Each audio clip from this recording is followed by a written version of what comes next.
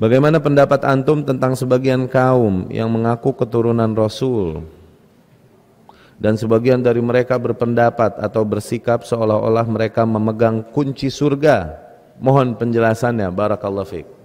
Semoga Allah beri hidayah mereka. Semoga yang kita sampaikan bukan berangkat dari kebencian, tapi dikarenakan kita mencintai yang hak pada mereka. Sanad mereka apabila kita tinjau secara ilmiah kepada Rasul SAW, nasab mereka terputus di Ali Al-Muhajir itu. Ini dari sisi sanad. Oke? Dikarenakan seseorang mengaku keturunan Rasul SAW, ini kabar yang berkaitan dengan agama. Kabar yang berkaitan dengan agama, kita perlu kalam ulama jarah wa ta'dil tentang soduk, kejujuran, kebenaran akidah nih orang yang membawa sehingga kita terima atau kita tolakkah kabarnya. Iya nggak? Saya difahami nggak? Oke? Dari sisi sanad, dari sisi nasab, kita tidak meyakini kebenaran keturunan Rasul SAW. Dikarenakan tidak ada perkataan ulama jarah wa ta'dil tentang si fulan ini, Ali Al-Muhajir. Apakah dia jujur, akidahnya baik atau tidak, sehingga kita terima kabarnya, riwayatnya. Orang yang tidak ada perkataannya, tidak ada kabarnya di dalam kitab jarah wa ta'dil, maka kita katakan orang ini majhul. Yang majhul demikian kabarnya tertolak, maaf. Ini agama, bukan sembarang orang bisa mengaku-ngaku. Iya kan? Maka dari situ kita katakan sanadnya munqati', terputus. Itu satu sisi dari nasab, dari sanad. Tapi katakanlah kita oke, turunan Rasul sallallahu alaihi wasallam. So what? Terus kenapa? Mau bagusan terus jadi benar aja yang kau lakukan, salah. Bahkan Husain bin Ali bin Abi Thalib radhiyallahu anhum ketika salah keliru disalahkan oleh para sahabat ketika berontak khuruj. Ibnu Abbas, Ibnu Umar sampai berkata mereka kalau bukan karena takut dikatakan orang tidak pantas, niscaya aku akan jenggut rambutmu dan seret kau kembali ke dalam Madinah agar kau tidak berontak dari Yazid. Salah kan? Dibilang salah, ini emang cucunya beneran. Salah, bertentangan dengan ajaran Rasul, salah, maaf. With all due respect, dengan segala hormat, salah. Kalaupun turunan Rasul, salah. Kalaupun istri Rasul, Ummul Mukminin Aisyah radhiyallahu anha, salah. Dan dia menyesalinya dan dia bertaubat darinya. Radhiyallahu anhum ajmain. Ini sekarang cucunya yang nggak tahu benar apa enggak nih cucunya ya. Terus menyeru-nyeru kepada amalan-amalan yang sama sekali Rasul nggak pernah ngajarin begitu. Bahkan menyeru kepada kesyirikan, pengagungan diri, pengagungan kuburan. Aduh, itu sih turunan siapa juga kita salahin. Kami sampaikan hal ini bukan karena benci kepada sesama muslim. Justru kami cinta hidayah kepada sesama muslim.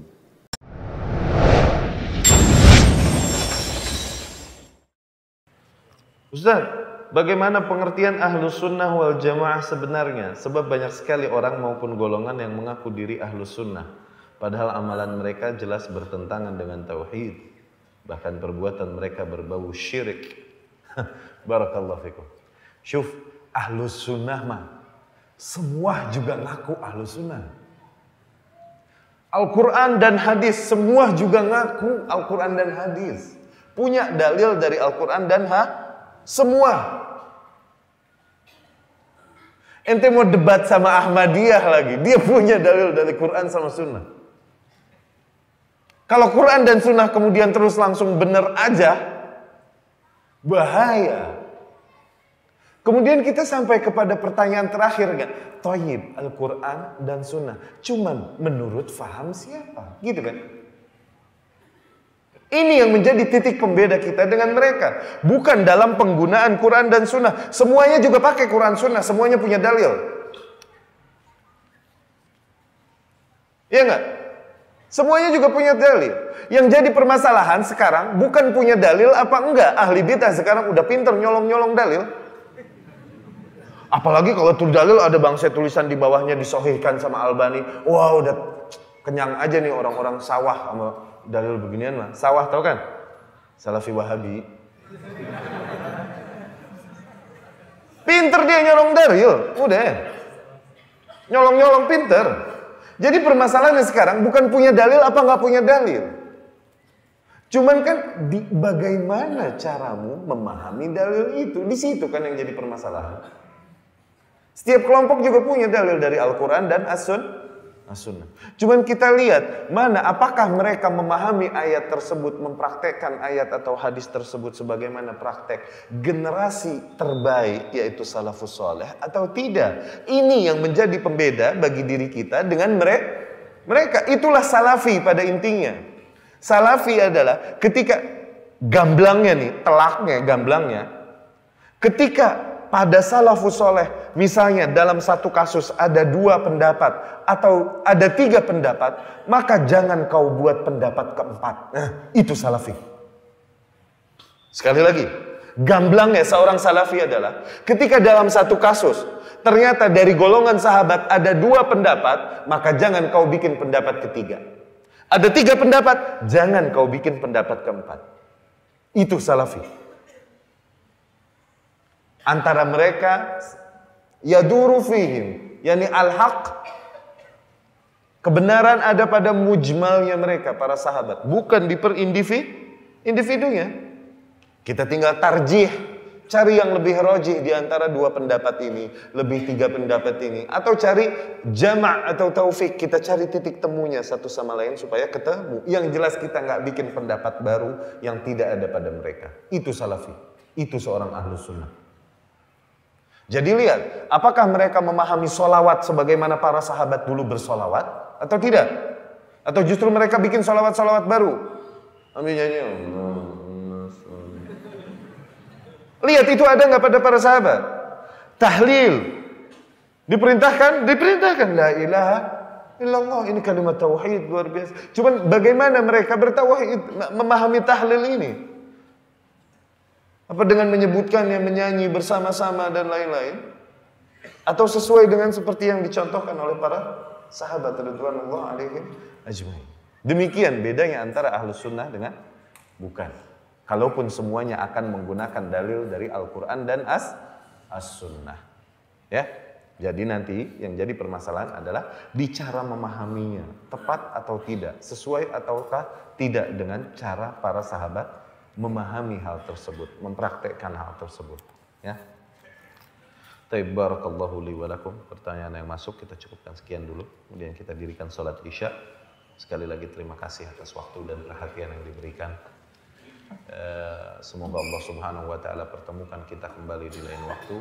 Subhanakallahumma rabbana wa bihamdika asyhadu an la ilaha illa anta astaghfiruka wa atubu ilaik. Assalamualaikum warahmatullahi wabarakatuh.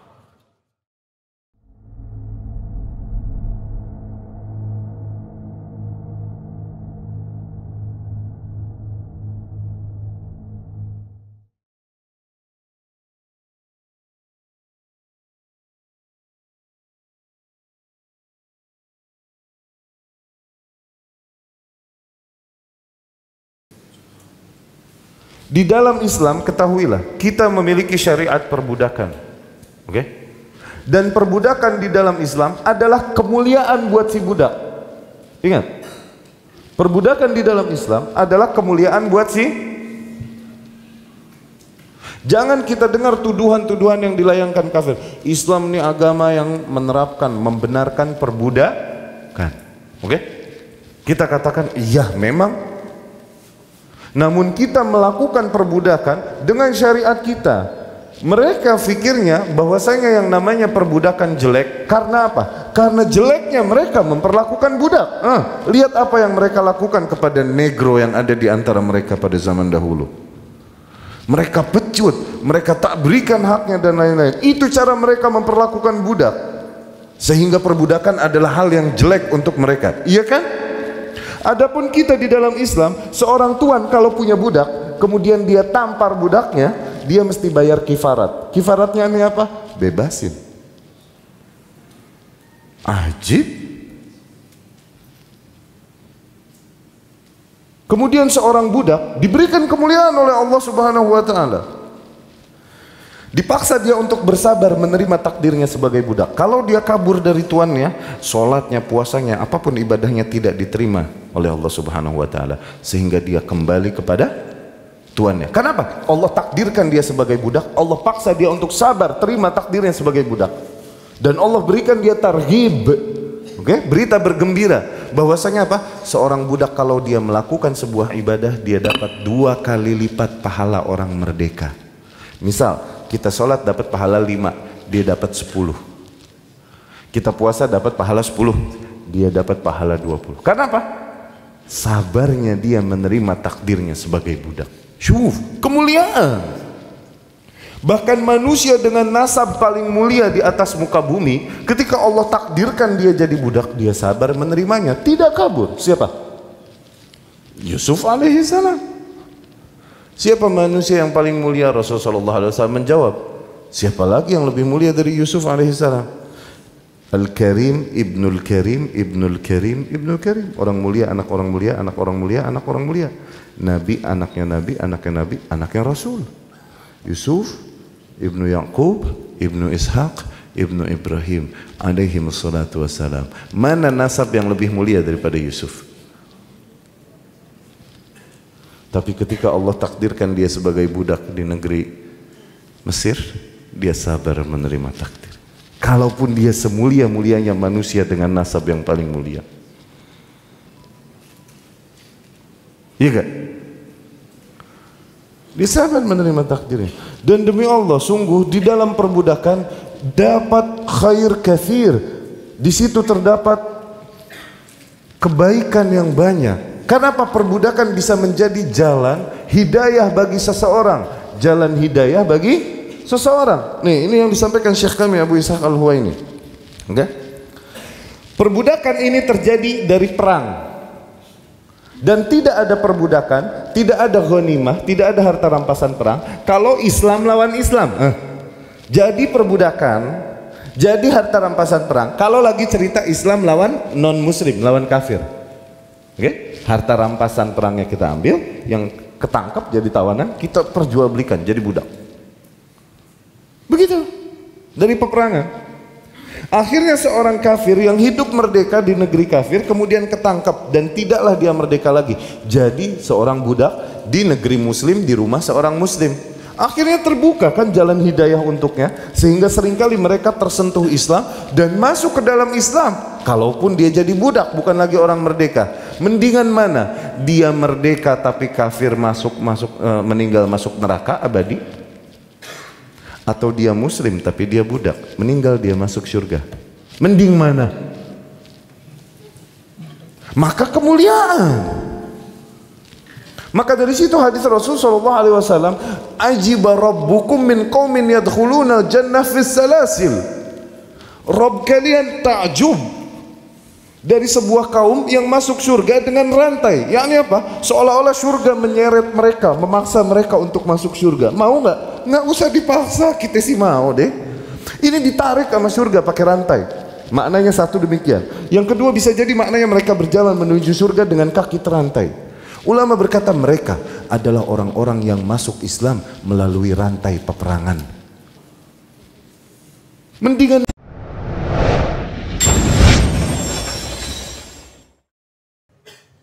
lihat di ayat ini, innallaha la yaghfiru ay yushraka bih. Sesungguhnya Allah Subhanahu wa taala tidak mengampuni apabila dia persekutukan. Wa yaghfir ma duna dzalika liman yasha, dan Allah ampuni dosa-dosa selain itu, yakni selain kesyirikan, bagi siapa saja yang dikehendaki. Yang pertama, maknanya kesyirikan adalah dosa yang diampuni apabila hamba tersebut bertaubat. Kesyirikan yang tidak diampuni adalah apabila hamba tersebut mati berada di dalam kesyirikan, maka dia abadi di neraka. Maknanya demikian, bukanlah seseorang yang telah berbuat kesyirikan maka Allah tak sudi mengampuninya. Tidak, apabila dia bertaubat maka diampuni. Kelirunya khatib-khatib yang ada, semua dosa diampuni kecuali kesyirikan. Jangan sampai situ. Ini mematahkan semangat orang yang pernah terjerumus ke dalam kesyirikan untuk bertaubat. Semua dosa diampuni kecuali syirik apabila orang tersebut mati di atas kesyirikan. Kalau tobat diampunin. Diampuninlah. Sahabat dulu syirik gak? Jadi sebaik-baiknya. Itu poin pertama dari ayat itu. Poin yang kedua, Ibnu Taimiyah, Ibnu Katsir rahimahullah kasih tafsir ajib buat ayat ini. Dan Allah mengampuni dosa-dosa selain syirik bagi siapa saja yang dikehendaki.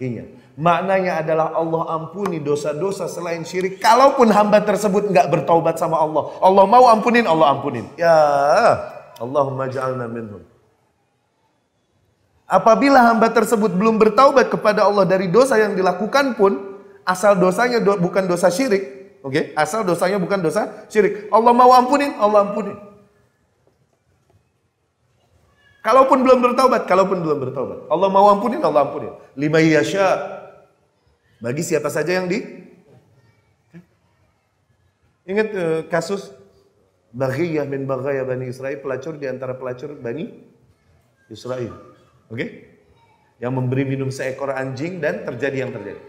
Iya kan? Diampuni sama Allah dan dimasukkannya ke dalam syurga. Oke, ada cerita dia bertaubat gak? Allah mau ampuni gimana? Allah ampuni. Liman yasha, bagi siapa yang dikehendaki. Ya?